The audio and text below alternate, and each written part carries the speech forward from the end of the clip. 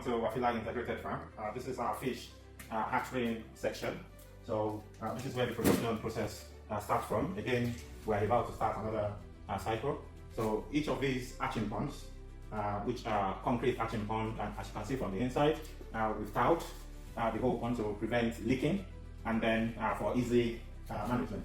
So each of these ponds has capacity to hatch up to 5 million hatchlings, which can grow into fingerlings, and then from fingerlings to juvenile. But as they grow in size, so we have to reduce the quantity. So in addition to supplying our rearing units, we also sell these fingerlings and juveniles to other fish farms where they do not have this kind of hatching facilities.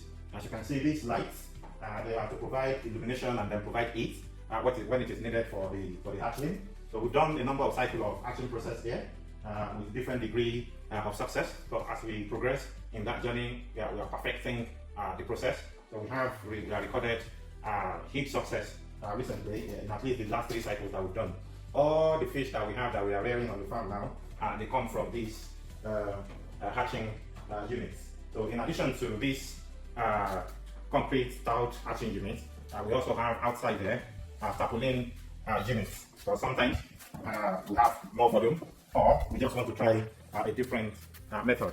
So we have 4 of those. Again, each one of those can hold up to 2 million hatchlings.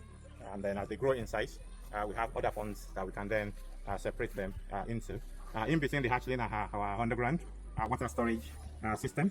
So we put a pump in there to pump water to supply the hatching process, because in fish production, so water is one thing that you cannot run out. So again, when our feed mill is ready in a couple of months, including the feed that we're going to be giving to the new hatchlings, we are going to be producing everything within the farm. So when we say that we've got the whole value chain covered, this is exactly what we mean. We've got the whole value chain covered.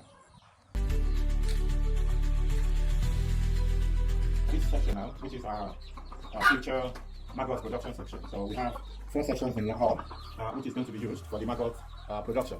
The first section, which we are currently using for the layer deep litter system, is going to be the insectarium, where the eggs are going to be produced. And then the next 3 sections is going to be the larvarium, where the eggs are going to develop into larvae, which is the proteinous outcome that we are looking for as part of feed mix for our fish and livestock as well. So with the size of the building that we got here, we believe that we can have installed capacity to produce up to 20 tons of live maggots in a month. And that will give us up to 5 tons of dry maggots in a month. As we know, maggots can be fed to fish and other livestock alive, or it can be dried and mixed into other ingredients in our feed mill to produce the feed. The whole idea is, with this structure in place, we are able to reduce the cost of our feed for our fish and other livestock by more than 50%. So which is going to go a long way in reducing the cost of the production of our feed. As everybody who is familiar with livestock and feed production knows, feed accounts for 70 to 80% of the cost of the production. So if we can reduce it by 50%, it's going to give us a competitive edge in the market, and then it's going to increase the profitability of our venture. So it is our plan that this is going to happen by end of September 2025. Thank you.